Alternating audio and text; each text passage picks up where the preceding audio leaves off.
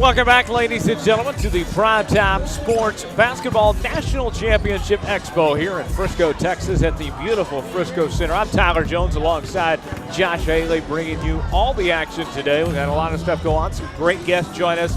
Tim Brown was here just moments ago. And now we are joined by Jason Pratt, the president of Future150.com. Jason, thanks for joining us. I appreciate you having me.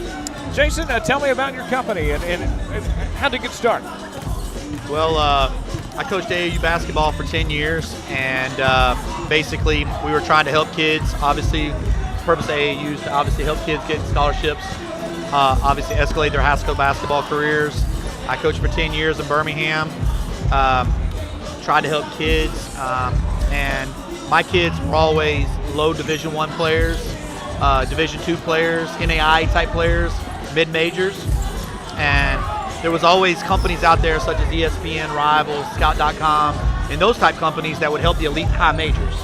So if you were Julius Randle, if you were Jabari Parker, those companies would always help those kids get scholarships. They would, blow them up, follow them every week, all over the country, Nike League, all over the country. But there was no one just out there really covering the low to mid majors, the Division II kids, the Division III kids, helping those kids, get exposure.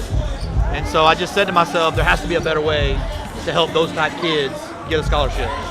So came up as an idea 8 years ago. We started our camp for the first time.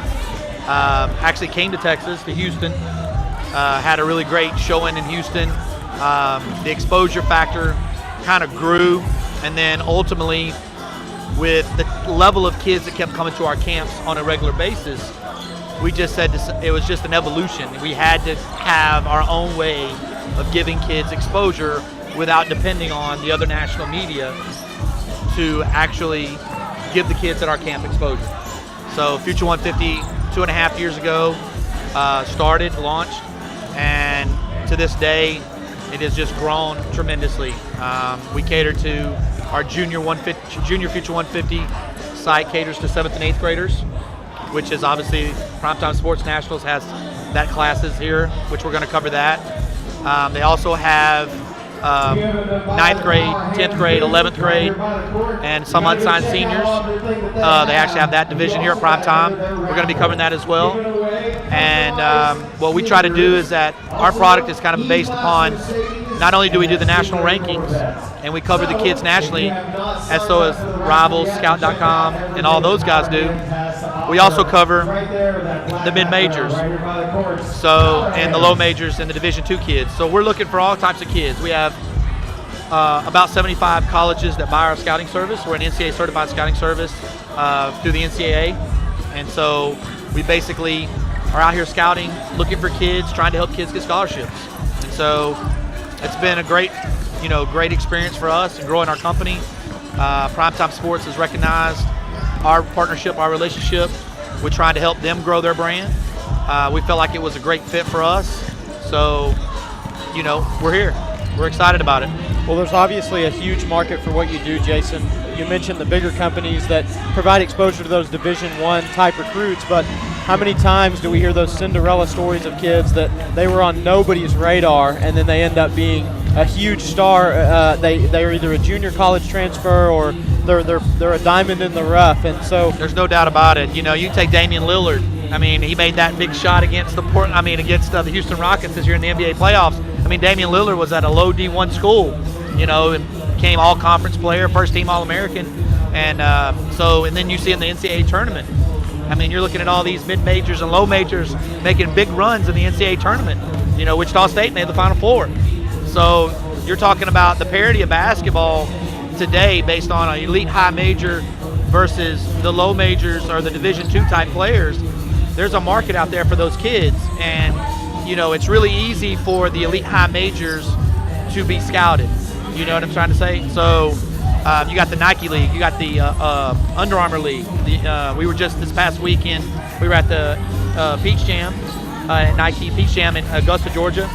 We were also covering the Under Armour Finals in Swanee and Atlanta, Georgia. So these leagues are, recruiting these high major kids. And then you're looking at the bench. What we try to do is I mean, obviously every team's going to have 1 or 2 elite high majors.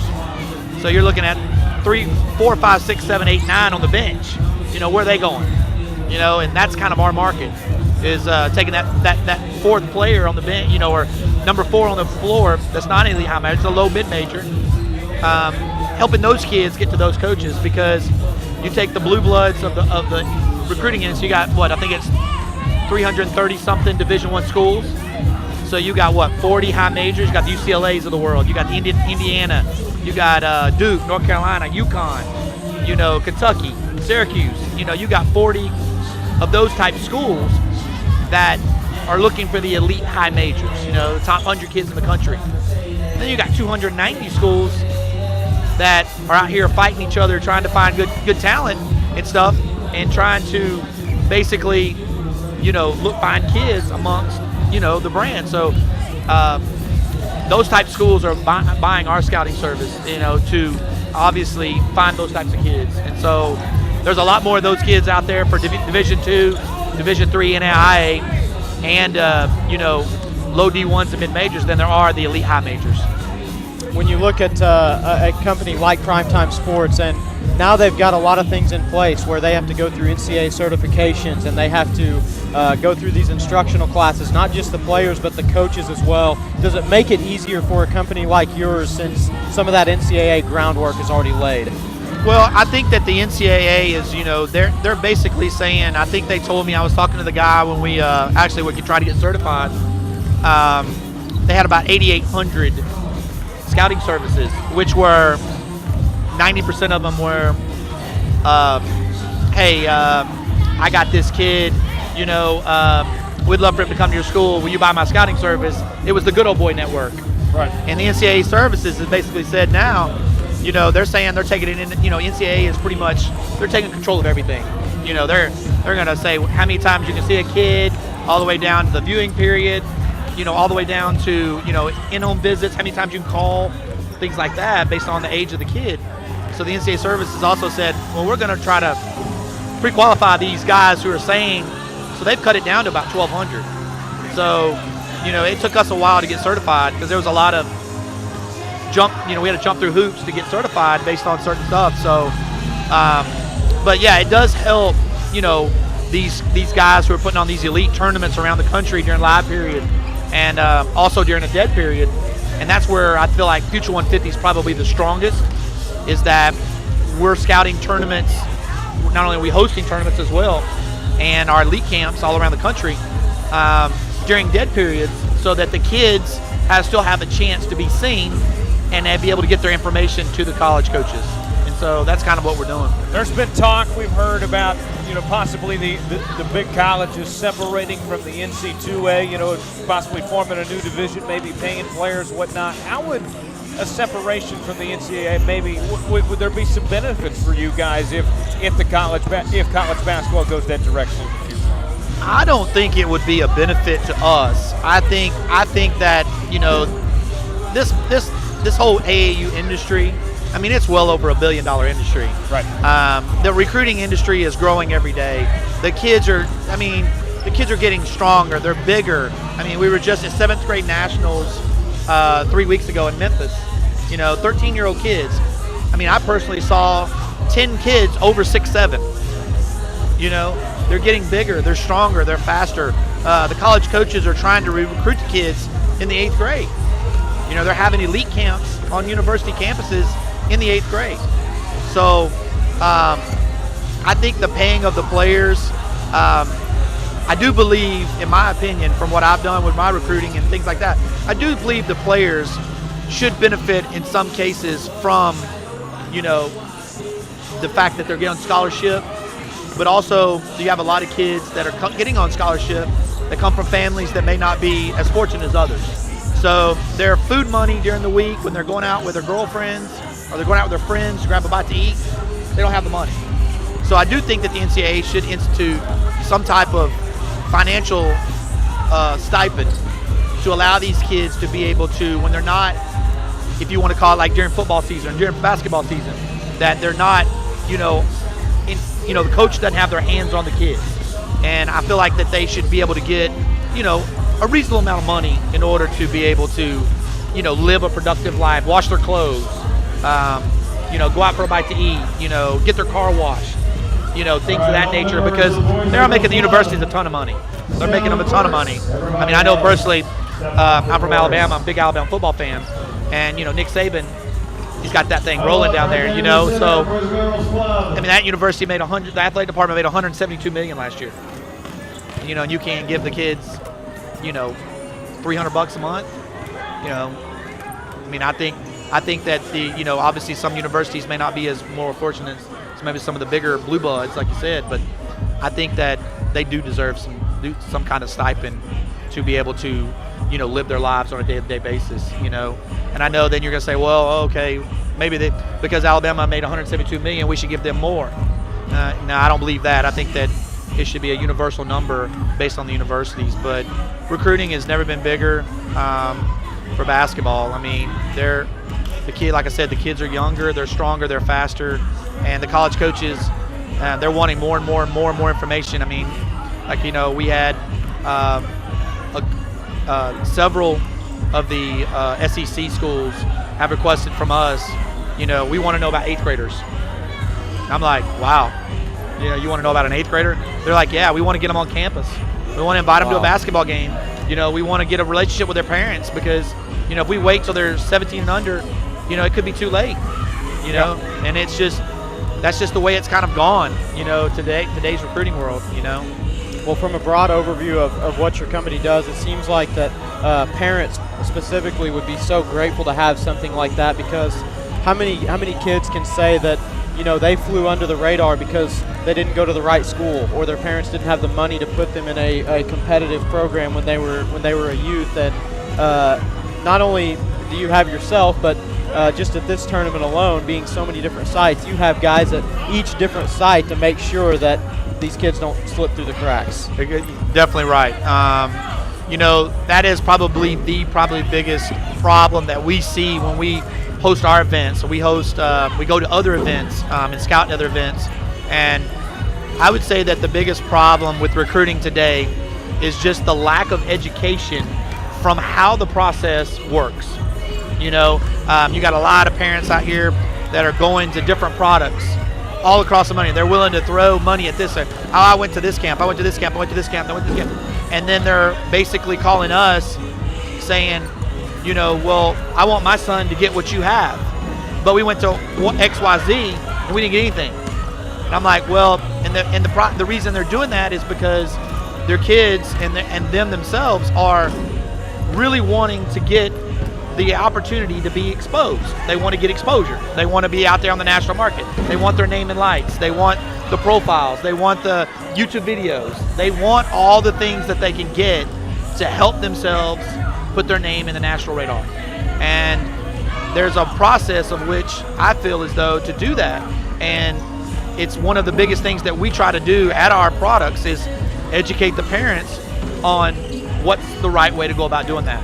And educating the parents on, statistical things that a lot of parents don't really take into account. One of the statistics, my favorite statistics that I use at my camp is there is 450,000 seniors each year in the United States. Wow. Okay? 450,000 seniors. And there's only 4,500 scholarships a year in college basketball, period. So that's what, 1%? 1%. And in the Division I, everybody wants D1, D1, D1. I'm D1. I want to go D1.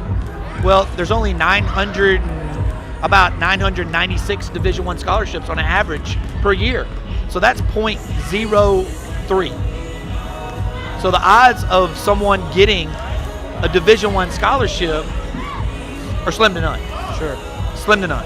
Yeah. But there are 3,500 other scholarships available to an athlete to play at some level. It's just whether you're a high academic kid and you can get a D3 scholarship to go to academic scholarship and you go play basketball. The Ivy Leagues, the D3 schools, they're contacting us all the time. They need kids. But the problem is the kids don't have the grades. And we preach education. It's probably the number one thing that we preach about kids, because a lot of the kids, like you say, you could have this elite high major, but he doesn't have the grades to get in school. and he's having to go to a lot of things that's, the demands of recruiting, the demands of being the best. You've got these prep schools, lots of prep schools out there these days. Oh, he didn't graduate, he needs another year. We'll send him to a prep school. He'll go to Oak Hill, play a national schedule, and that helps the recruiting process. It helps them be able to get eligible to get in school. And recruiting it's just one of those things. It's just crazy these days. Man, that's a good point. As we're wrapping up here, I got to get your take on this. Sure. So many players doing the one and done thing. Sure. After 1 year going to the NBA. That's a real shame, considering that there's guys that would love to stay 4 years and play good basketball at a high level that are capable. Sure. Tell me about that situation. Well, I kind of think about the one and done. It's kind of hard. Some of these unfortunate kids out there that may have single parents or may have a bad situation at home, was raised, a certain situation. But the one and done situation, I'm for it, because I think that, if you're on that level and you're good enough playing the NBA, what should hold you back? Right. I think there needs to be. I think I was watching on the. I saw Andy Katz did his Andy Katz Corner at the Peach Jam this past weekend, and one of the things he was talking about with Jim Boeheim and Mike Wojciechowski from Marquette, the one thing they were talking about was the simple fact that they were talking about the one and done, and what they were wanting to do as college coaches, and even in the recruiting aspect of it, is they want a better evaluation. Okay.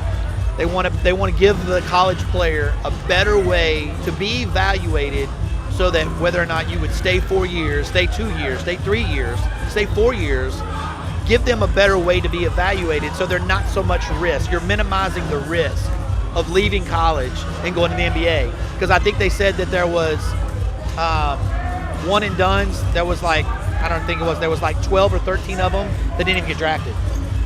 So now they're pretty much exiled to overseas basketball, which is not a bad thing, or they're probably going to go to the D League. Yeah. And then, the D League, unfortunately, I had a player about 3 years ago.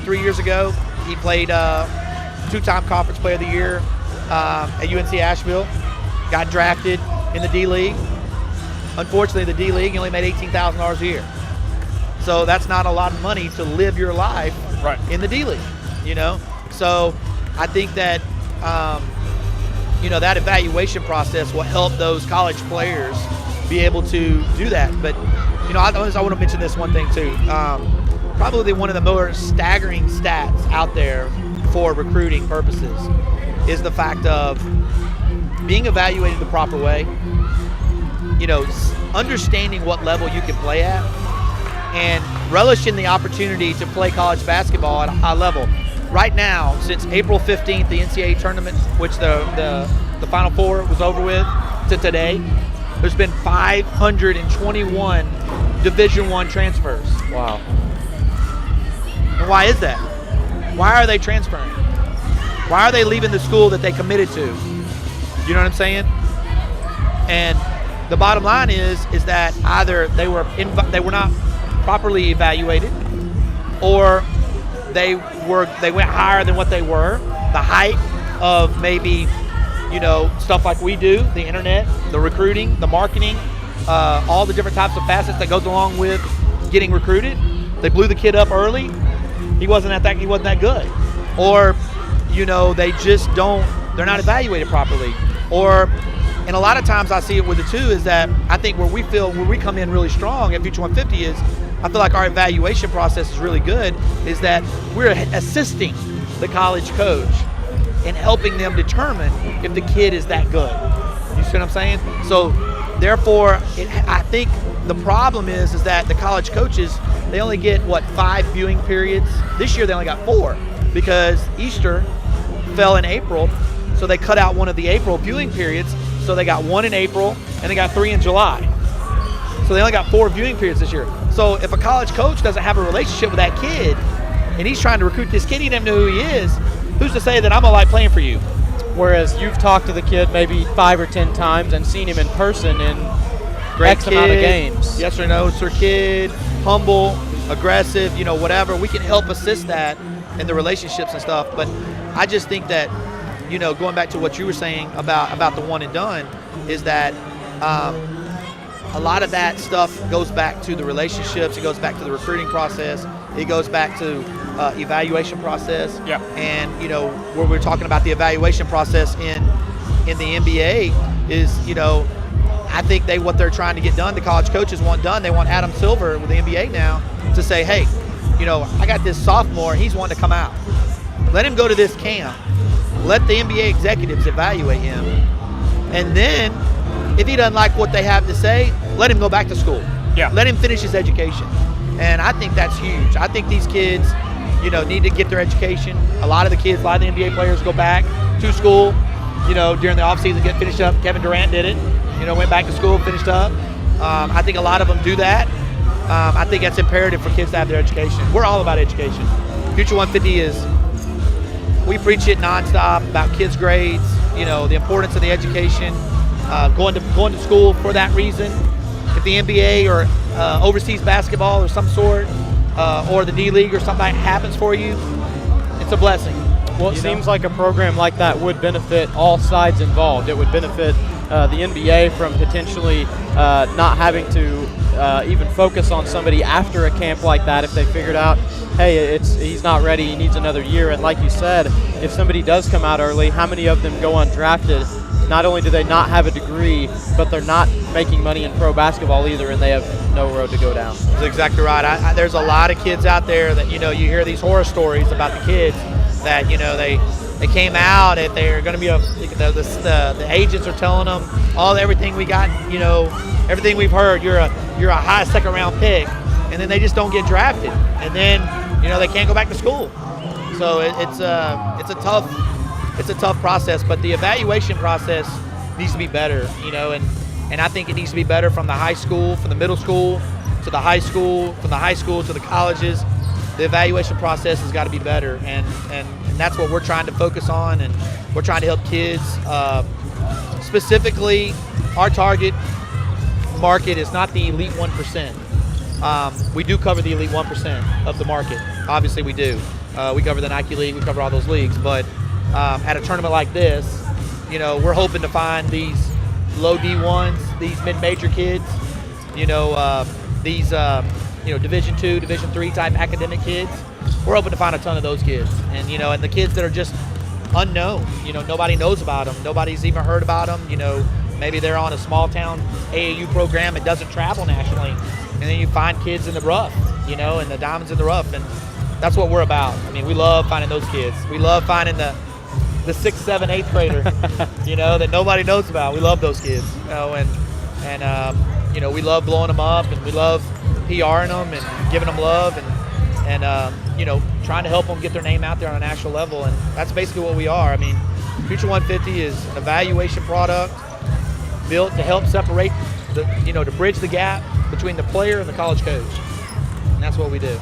Well, Jason, it's been a pleasure. Thank you so much for your time. I think I speak for everyone when we say we're so happy to have you here at the PrimeTime Sports National Championship, and we look forward to talking to not only you but your staff as well in the coming days of this tournament. Sounds great. I'm sure they'll be love to talk to you guys, and we're excited to be here with PrimeTime Sports. We think that our relationship with them is only going to grow, and I think it's a good fit for us. It's a good fit for them, and I think they've got the best, in the Southwest area here. They're very, very strong, and they're growing nationwide. And I feel like the partnership we have with them is only going to benefit them and us. And we're excited to help the kids. We're really excited about it.